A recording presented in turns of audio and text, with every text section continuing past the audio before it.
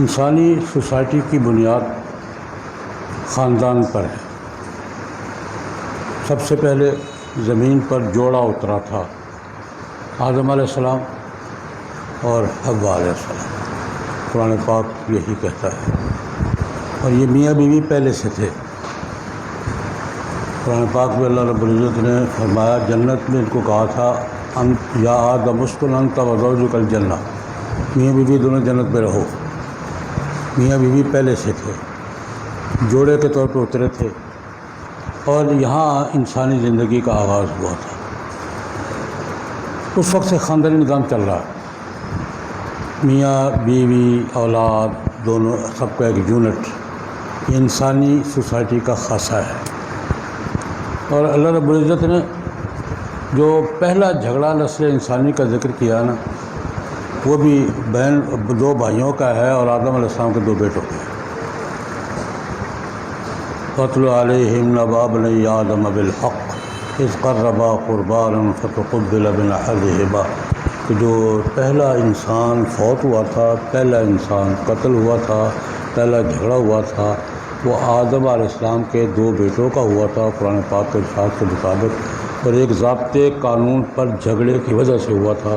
یہ دو حوالے میں نے اس لیے دیے ہیں کہ انسانی زندگی کا آغاز خاندان سے ہوا ہے، اور سماج خاندان سے شروع ہوا ہے۔ ماں باپ بیٹا بھائی، ان کے قوانین یہ شروع سے چلے آ رہے ہیں۔ جو بھی اللہ تبارک و تعالیٰ کی طرف سے پیغمبر آئے ہیں، ان کا یہ خاندانی نظام کا پلان موجود رہا ہے۔ جناب نبی کریم صلی اللہ علیہ وسلم کا، حتیٰ کہ جن مذاہب کی بنیاد وہی پر نہیں ہے، خود ساختہ مذہب ہے۔ مذاہب کی ایک تاریخ ہوا ہے کہ آدم علیہ السلام سے شروع ہو کر جناب نبی کریم صلی اللہ علیہ وسلم تک مذاہب چلے آ رہے ہیں، تو وہ بگڑ گئے، کچھ صحیح رہے کہ مذاہب آسمانی مذاہب کہلاتے ہیں، جن کی بنیاد کسی پیغمبر پر ہے، کسی وحی پر ہے۔ ان کا تو اپنا ایک نظام ہے۔ جو مذہب لوگوں نے خود بنائے ہیں، خود ساختہ ہیں، جن کی بنیاد کسی آسمانی مذہب پر نہیں ہے، آسمانی وحی پر نہیں ہے، ان میں بھی خاندان کا نظام ہے۔ یہ میاں ہے، یہ بیوی ہے، یہ بیٹے ہیں، ان کے یہ حقوق ہیں، یہ نکاح کا قانون یہ ہے، طلاق کا قانون یہ ہے۔ دنیا کی ہر قوم، ہر مذہب میں، ہر علاقے میں، ہر سوسائٹی میں خاندان کا سسٹم موجود ہے۔ کوئی بات صحیح غلط اپنی جگہ پر، اور یہ مسلمہ اصول ہے دنیا کا کہ ہر قوم کو اپنے خاندان کے حوالے سے اپنے مذہب کے قوانین کے مطابق عمل کا حق ہے۔ اب یہاں دیکھیں، ہندو رہتے ہیں تو وہ شادی بیاہ طلاق وغیرہ ہمارے مذہب کے مطابق کرتے ہیں، اپنے مذہب کے مطابق کرتے ہیں۔ عیسائی، سکھ، ان کا حق ہے، ان کا جو بھی مذہب ہے اس مذہب کے قوانین کے مطابق کرتے ہیں، اور ہم ان کو تسلیم کرتے ہیں۔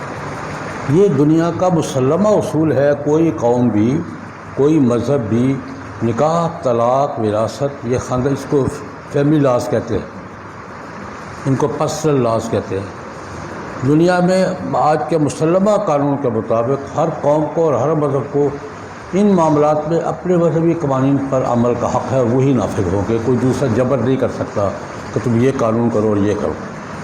یہ تو مسلمہ اصول۔ ہمارے یہاں بھی جناب نبی کریم صلی اللہ علیہ وسلم تشریف لائے ہیں تو خاندانی نظام موجود تھا۔ وہ بھی کسی کے بیٹے تھے، کسی کے باپ تھے، کسی کے خاوند تھے، کسی کے بھتیجے تھے، کسی کے بھانجے تھے، یہ پورا سسٹم موجود تھا۔ لیکن نبی کریم صلی اللہ علیہ وسلم کچھ اصلاحات کی، اس وقت کے موجود خاندانی نظام میں کچھ اصلاحات کی، وہ میں تفصیل نہیں بیان کر سکتا۔ مثال کے طور پر لوگ 20 بیویاں کرتے تھے، قرآن نے کہا نہیں 4 سے زیادہ نہیں ہے، یا طلاق پہ طلاق دیتے چلے جاتے تھے، قرآن نے کہا نہیں 3، بس چوتھی طلاق ختم۔ اس قسم کی اصلاحات قرآن پاک نے 20 کی ہیں۔ ایک خاندانی نظام موجود تھا، اس میں رد و بدل کر کے، اصلاحات کر کے ایک مسلم فیملی کا قانون قرآن پاک نے دیا، اور جناب نبی کریم صلی اللہ علیہ وسلم۔ اس کی بنیاد قرآن پاک پر، سنت رسول پر، شریعت اسلامیہ پر چلی آ رہی ہے۔ خلافت راشدہ کے دور میں بھی یہی تھا، بنو امیہ کے دور میں بھی یہی تھا، بنو عباس کے دور میں بھی یہی تھا، بنو عثمان کے دور میں بھی یہی تھا۔ یہاں ہمارے ہاں جو بھی حکمران آئے ہیں سب سے زیادہ مغل تھے، زیادہ لمبا مغلوں نے گزارا ہے، التمش نے گزارا ہے، ایبک نے گزارا ہے، بہروز غزنوی تھے۔ یہ ہر دور میں مسلمانوں کے خاندانی احکام شریعت کے نافذ ہیں، حتیٰ کہ سب سے زیادہ دور جس پر ہم نے اعتراض کرتے ہیں اکبر کا دور ہے، اس نے رد و بدل کیا تھا، گڑبڑ کی تھی، لیکن اس کے دور میں بھی مسلمان عدالتوں میں مسلمانوں کے فیصلے شرعی قانون کے مطابق ہوتے ہیں۔ یہ تسلسل چلا رہا تھا۔ ہمیں یہ مسئلہ پیش آیا انگریزوں کے آنے کے بعد۔ پوری تاریخ میں ہمیں کبھی یہ مسئلہ پیش نہیں آیا کہ ہمارے نکاح، طلاق، وراثت، مرد، عورت، ماں باپ، بیٹا، اولاد، بہن، بھائی، ان کے مسائل کون حل کرے گا۔ کبھی یہ مسئلہ پیش نہیں آیا، سب کے مطابق، شریعت کے مطابق ہوتا ہے۔ اس میں جزوی فرق ہوتا ہے، یہ شافعی ہیں یا وہ، اب ٹھیک ہے، وہ کوئی مسئلہ نہیں ہے، کوئی ساری شریعت ہے۔ شافعی فقہ بھی شریعت ہے، حنبلی فقہ بھی شریعت ہے، مالکی بھی شریعت ہے، حنفی بھی شریعت ہے، اس کے دائرے میں، لیکن بنیادی نیٹ ورک ایک ہے، شریعت۔ ہمیں مسئلہ پیش آیا جب انگریز یہاں آئے 1857 میں، تو انہوں نے ہمارے قوانین منسوخ کر دیے، اپنے قوانین نافذ کیے۔ انگریزوں کے قوانین یہاں نافذ کیے 1857 میں، اور ہمارے قوانین منسوخ کر دیے۔ جوڈیشل سسٹم بھی تبدیل کر دیا سارا، پہلے قاضی فیصلہ کرتا تھا، جج صاحبان آ گئے تو سارا سسٹم تبدیل کر دیا۔ ٹھیک، اس وقت پھر 2-3 بڑے مسئلے پیش آئے۔ علماء تو مزاحم تھے اور معتوب تھے، کوئی پھانسیوں پہ ہے، کوئی جیلوں میں ہے، کوئی یہ ہے، کوئی وہ ہے، لیکن 2 بڑے مسئلے پیش آئے انگریزوں کے قبضہ کرنے کے بعد اور قانون تبدیل کرنے کے بعد۔ ایک یہ کہ مسلمانوں کے اوقاف جو ہے نا، مسجد، مدرسہ، وقف، یہ انگریزی قانون کے مطابق چلیں گے یا اپنے ہمارے مذہبی قانون کے مطابق چلیں گے۔ مسجد وقف ہے، مدرسہ وقف ہے، اوقاف کا مسئلہ پیش آیا کہ ہمارے اوقاف کے فیصلے کون کرے گا، یہ مذہبی مسئلہ ہے۔ دوسرا، خاندانی نظام کے فیصلے کون کرے گا، یہ کس قانون کے مطابق ہوں گے۔ یہ 2 بڑے مسئلے پیش آئے۔ ان دونوں مسئلوں پر اس وقت سٹینڈ لیا سر سید احمد خان نے، ان کے پورے گروپ نے، جسٹس امیر علی نے، نہیں بھائی یہ تو ہماری شریعت کے مطابق ہو۔ ہم تو اسٹینڈ لینے کی پوزیشن میں نہیں تھے، ہم تو مر رہے تھے، مار رہے تھے، جیلوں میں تھے، مولوی تو زد میں تھا اس وقت۔ یہ سٹینڈ لیا 2 مسئلوں پر، اوقاف کے مسئلے پر کہ ہمارے وقف کے احکام شریعت کے مطابق ہوں گے، اور خاندانی نظام کے مسئلے پر ہمارے نکاح، طلاق، وراثت کے مسائل شریعت کے مطابق ہوں گے۔ ان پر سٹینڈ لیا سر سید احمد خان نے، ان کا پورا گروپ تھا، مولانا حالی تھے، مولوی شبلی آئے ہیں، ان کے ساتھ جسٹس امیر علی خان تھے، انہوں نے طے کیا یہ 2 مسئلے تو ہمارے جو مرضی کرو، لیکن ہمارے اوقاف ہماری شریعت کے مطابق چلیں گے اور ہمارے خاندانی قوانین ہماری شریعت کے مطابق چلیں گے۔ یہ میں تاریخ بیان کر رہا ہوں کہ ہمیں یہ مسئلہ پیش آ گیا تھا، لیکن اس پر سٹینڈ لیا وہ کلاس جن کو ہم لبرل کہتے ہیں، نہیں، سر سید احمد خان نے تہذیب، ان کا 3 لڑائیاں لڑی ہیں سر سید نے، اوقاف کی، تہذیبی تمدن کی، تہذیبی روایات کی، اور اردو زبان کی۔ یہ 3 لڑائیاں سر سید احمد خان لڑی ہیں، ہماری لڑی ہیں۔ اس وقت پھر انگریزوں کے قانون سے یہ بات منوائی ان لوگوں نے۔ پریوی کونسل میں قائد اعظم محمد علی جناح مرحوم ممبر تھے، وہ تقریر ان کی ریکارڈ پر ہے آج بھی، اگر مہیا کر میرے پاس موجود ہے۔ پریوی کونسل میں وائسرائے کی پریوی کونسل میں قائد اعظم نے صاف کہا کہ دیکھو ہمارے خاندانی قوانین اور اوقاف کے قوانین شریعت کے مطابق ہوں گے، ہم کوئی اور قانون نہیں مانیں۔ اس بنیاد پر دونوں باروں میں فیصلہ ہوا کہ خاندانی قوانین بھی شریعت کے مطابق رہیں گے اور اوقاف کے قوانین بھی شریعت کے مطابق رہیں گے۔ یہ فیصلہ کروایا پریوی کونسل سے قائد اعظم نے۔ پورا وہ تسلسل تھا۔ ہم چلو ٹھیک ہے باقی معاملات میں لڑتے رہیں گے، یہ تو طے ہو گیا نا کہ ہمارے نکاح، طلاق، وراثت کے مسائل جیسے مسلمہ اصول ہے ہمارے مذہب کے مطابق ہوں گے، شریعت کے مطابق ہوں گے، اور ہمارے اوقاف کے قوانین کس کے مطابق ہوں گے؟ شریعت کے مطابق۔ یہ بد و بد طے ہو گئی مکمل۔ اب تک وہی تسلسل چلا آ رہا ہے۔ پاکستان بننے کے بعد ہم مسلسل 70 سال سے اس چکر میں ہیں کہ مغربی تہذیب اور مغربی ثقافت، مغرب کے اپنے قوانین کسی نہ کسی بہانے، کسی نہ کسی ہیلے سے قانون سازی میں لا کر ہم میں گھسیڑے جا رہے ہیں۔ میں ایک مثال دوں گا، بھی یہ 70 سال سے چل رہا تھا، کوئی نہ کوئی بہانہ بنا کے قانون سازی کر کے اسمبلی سے قانون پاس کرا کے کوئی بات گھسیڑ دی اس پہ۔ یہ 70 سال سے ہمارے ساتھ یہ چل رہا ہے۔ میں ایک چھوٹی سی مثال دیتا ہوں۔ ابھی سال نہیں ہوا، سال ہوا تقریباً، گھریلو تشدد کا قانون، گھریلو تشدد کو روکنے کا قانون نافذ ہوا، پاس کیا ہمارے ممبروں نے پاس کیا۔ اس میں باقی ساری باتیں چھوڑ کر میاں بیوی میں جھگڑا ہو جاتا ہے، ہوتا نہیں ہوتا؟ کہاں نہیں ہوتا؟ گھریلو میں نہیں ہوتا، ہمارے یہاں بھی ہوتا ہے۔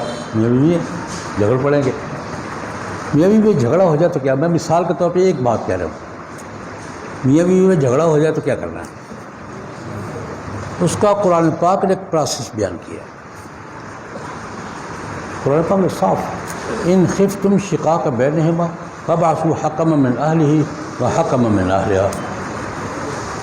اگر میاں بیوی میں جھگڑا ہو گیا، سمٹ نہیں رہا، اول تو آپس میں سمیٹ لیتے ہیں، نہیں سمٹا تو ایک نمائندہ اس کا، ایک نمائندہ اس کا گھر میں بیٹھ کے طے کرے، باہر نہ لے جائے معاملہ۔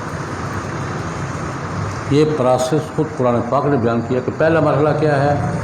فابعثوا حکما من اہلہ وحکما من اہلہا۔ ایک حکم، ایک نمائندہ اس سے، ایک اس سے، گھر میں بیٹھ کے طے کرو، یار بار روڑا پاؤ۔ میاں بیوی کا جھگڑا ہے، باہر شور نہ کرو، آپس میں بیٹھ کے طے کر لو، برادری طے کرے، اور کوئی ایک آدمی نہیں، ایک نمائندہ اس کا، ایک نمائندہ اس کا، آپس میں جھگڑا طے کرا دو۔ یہاں طے نہیں ہوتا پھر عدالت پہ جاؤ۔ یعنی قرآن پاک نے پہلا پروسیس یہ بیان کیا کہ میاں بیوی کے جھگڑے کو اوپن نہیں کرو یار، گھر میں بیٹھ کے طے کرو۔ اب جو قانون آیا ہے یہ سارا چیپٹر اڑا دیا گیا۔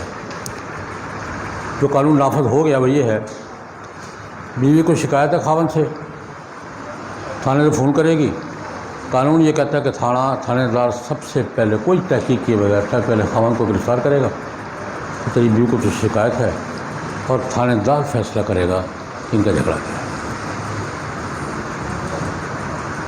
عدالت، تھانہ فیصلہ کرے گا۔ وہ درمیان کا پروسیس جو قرآن نے بیان کیا، آپس میں طے کر لو، پہلے گھر فیملی والے پہلے مسئلہ حل کر لو، تو سارا ہوا۔ اب سیدھی بات ہے، لاہور کا کیس ہمارے سامنے آیا، پچھلے سال کی بات ہے، جھگڑا ہو گیا، بیوی نے خاوند تھانے فون کر دیا، تھانے دار خاوند کو پکڑ کے لے گیا۔ اب یہاں تھانے دار کو راضی کرنا مشکل ہوتا ہے، کیوں جی؟ تھانے دار کو راضی کرنا مشکل ہوتا ہے۔ اس نے تھانے دار کو راضی کر لیا، شام کو گھر آ گیا، آ کے بیوی کو فارغ لاؤ، لیکن یہ کیا، وہ کیا، وہ تمہارا اختیار تھا، یہ میرا اختیار تھا، چھٹی کر۔ یہ لاہور کا کیس ہے، تھانے دار کو راضی کر کے واپس آ گئے شام کو، کیونکہ چلو جی چھٹی جاؤ، میں تو اسی طرح سے فارغ ہو جی۔ وہ تمہارا اختیار وہ تھا نا، میرا اختیار یہ میں ایک کیس بتا رہا ہوں۔ یہ ہمارے ہاں ڈھیلے بہانوں سے، کسی نہ کسی بہانے سے وہ کوئی نہ کوئی چیز شامل کر کے وہ ہمارے قانون کا بیڑا غرق کر، یہ ہو رہا ہے، مسلسل ہو رہا ہے۔ اسی حوالے سے ایک قانون آیا، ہماری غفلت ہے، میں اپنی غفلت میں مانتا ہوں، اس وقت ہم نے توجہ نہیں دی، یہاں ایک مسئلہ چلا تھا 1918 میں 17-18 میں، جو خنثی ہیں خواجہ سرا، ان کے حقوق ہیں۔ ہم نے کہا چلو ٹھیک ہے، ایک آبادی ملک کی ہے، ان کے حقوق کا تعین بھی ہو جائے، اچھی بات ہے، اس سے کسی کو اختلاف ہے ہو جائے، ٹھیک ہے۔ ایک قانون آ گیا، اچھا قانون ایسی تکنیک سے پاس کیا، وہ قانون آیا اسمبلی میں، کمیٹی بنی، کمیٹی میں 2 ممبر تھی عورتیں، ایک جمعیت علماء اسلام کی نعیمہ کشور اور ایک جماعت اسلامی کی عائشہ سید۔ انہوں نے مخالفت کی کہ نہیں بھائی اس کو ذرا اسلامی نظریاتی کونسل سے پوچھ لو، علماء سے پوچھ لو، یہ ٹھیک نہیں ہے۔ ان کی بات کسی نے نہیں سنی، اور اسمبلی کا جو آخری سیشن تھا، جس کے بعد اسمبلی ڈیزالو ہو گئی تھی، وہ اعلیٰ الیکشن ہونا تھا، اس پہ ربا ربی پاس میں بعد میں تو وہ ہوا کیا، قانون پاس کیسے ہوا؟ کمیٹی میں بات ہوتی رہی، کمیٹی میں دونوں ممبروں نے، جمعیت علماء اسلام کے ممبر تھی نعیمہ کشور اور جماعت اسلامی کی ممبر تھی عائشہ، دونوں نے شدید مخالفت کی کہ علماء سے پوچھ لو، اسلامی نظریاتی کونسل سے پوچھ لو، یہ بنتا ہے نہیں بنتا، آئین کے مطابق ہے نہیں۔ اور پاس کب کیا؟ جب اسمبلی ڈیزالو ہو رہی تھی، اگلا الیکشن کا اعلان ہو گیا تھا، اور آخری 2 گھنٹوں میں، تاکہ کوئی اسمبلی میں بات نہ کر سکے۔ وہ الیکشن کے ہنگاموں سے ہم بھی خاموش ہو گئے۔ ہمیں اب پتہ چلا جب یہ سینٹ میں ایک ترمیم آئی کہ جناب یہ تو سارے نظام کا بیڑا غرق ہو جائے گا۔ اب وہ قانون کیا ہے وہ میں آپ کو پڑھ کے سناؤں۔ عنوان کیا ہے؟ خواجہ سرا کا حقوق کا تحفظ۔ اس میں قانون یہ پاس ہوا ہے کہ خواجہ سرا ملک میں کتنے ہوں گے؟ تو 20% ہوں گے، 1% بھی ہوں گے۔ سرکاری اعداد و شمار کے طرف 2.0 ہیں، 2.0 زیادہ 30-35 ان کے ٹھیک ہے، ان کے تحفظ کے لیے قانون ہمیں کوئی اعتراض نہیں ہے، لیکن قانون کیا پاس ہوا سنیے ذرا۔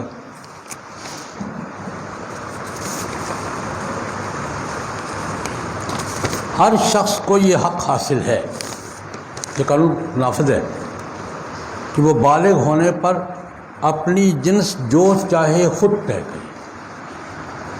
میں مرد ہوں، میں عورت ہوں، میں خنثی ہوں، یہ آدمی بالغ ہونے کے بعد خود طے کرے گا کہ میں فیصلہ میں نے کرنا ہے کہ میں عورت ہوں یا مرد ہوں یا خنثی ہوں۔ ناظرہ قانوناً پابند ہے کہ اس کی مرضی کے مطابق اسے شناختی کارڈ جاری کرے۔ ناظرہ صرف حلفیہ بیان لے گی۔ جو آدمی بھی حلفیہ بیان ناظرہ میں جمع کرا دے کہ میں عورت ہوں، ناظرہ پابند ہے کہ اس کا عورت کا شناختی کارڈ جاری کرے۔ ایک شخص نے، ایک فرد نے پہلے شناختی کارڈ میں جو جنس لکھوائی ہے کہ میں مرد ہوں، وہ جب چاہے اس کو ناظرہ سے تبدیل کروا سکتا ہے، جب اس کی مرضی یا مرد بن جائے، جب اس کی مرضی عورت بن جائے۔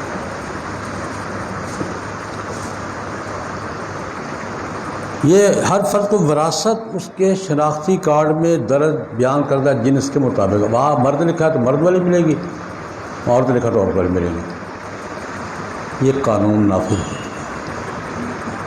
اور ناظرہ میں لوگ آ رہے ہیں، جس کی یعنی پہلی بات یہ ہے، جنس طے کرنا اللہ کا کام ہے، بندے کا کام ہے۔ اللہ نے کسی کو اختیار دیا ہے، لیکن یہاں بالغ ہونے کے بعد ہر شخص کا یہ حق ہے کہ وہ ناظرہ جائے گا، حلفیہ بیان عورت ہو۔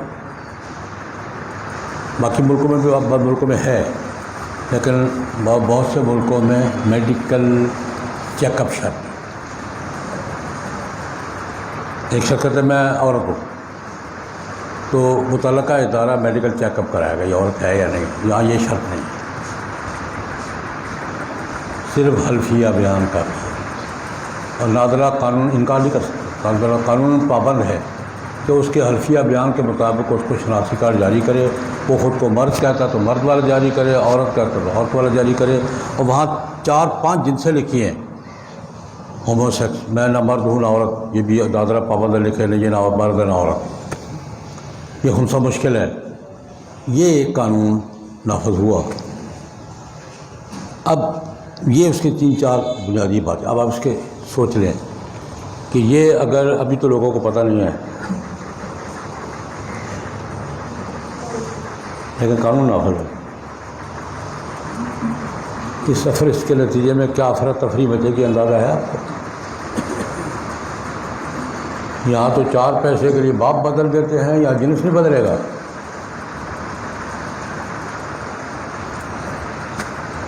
ہم تو باپ تبدیل کر دیتے ہیں۔ ہمارا عمومی ماحول کیا ہے؟ یہ 4 باتیں میں نے اس کی قانون کی عرض کی۔ اب یہ ہوا ہے، ایک طرف علماء کرام نے جب یہ آگاہی ہوئی ہے، مختلف علماء تمام مقدم، کل ہماری میٹنگ تھی لاہور میں، دیوبندی، بریلوی، اہل حدیث، سب علماء کرام، اور ایک فورم ہے ہمارا ملی مجلس شرعی، تمام مکاتب فکر کا پاکستان کے لیول پر، دیوبندی، بریلوی، اہل حدیث، شیعہ، جماعت اسلامی سب اس کے ممبر ہیں۔ الحمدللہ اللہ پاک آپ کی دعائیں میرے ساتھ ہے، میں صدر ہوں اس کا۔ کل لاہور میں میری صدارت میں میٹنگ ہوئی ہے، تمام مکاتب فکر کے اکابر علماء جمع ہوئے ہیں کہ یہ شریعت کے خلاف ہے۔ یہ کیا ہے؟ آپ کا خیال ہے شریعت کے مطابق ہے یا خلاف ہے؟ آپ کی رائے کیا ہے؟ یہ شریعت کے خلاف، اور اگر شریعت کے خلاف ہے تو دستور کے بھی خلاف ہے۔ دستور نے کیا طے کر رکھا ہے؟ لیکن قرآن و سنت کے خلاف کوئی قانون نافذ نہیں ہوگا۔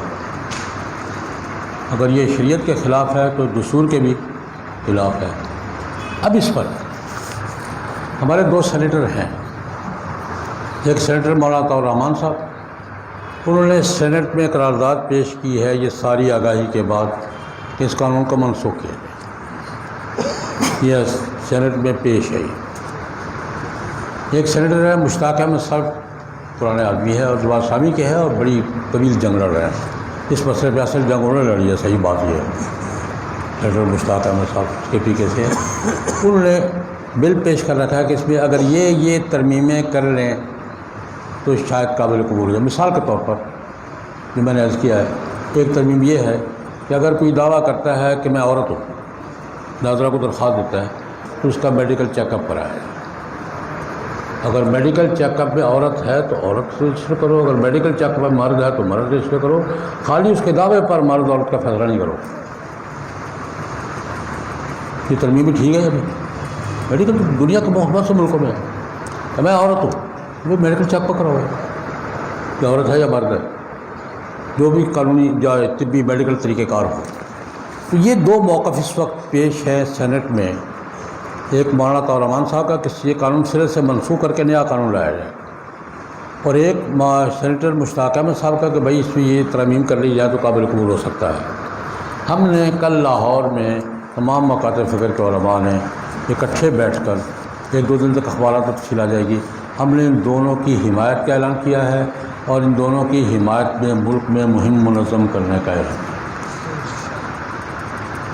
یہ میں نے اپنا کیس آپ کے سامنے پیش کیا ہے، آگے چلیں گے انشاءاللہ اللہ پاک مہربانی فرمائے۔ کمپین کرنی بھی ہمیں آتی ہے، چلانی بھی آتی ہے، منوانی بھی آتی ہے انشاءاللہ العزیز۔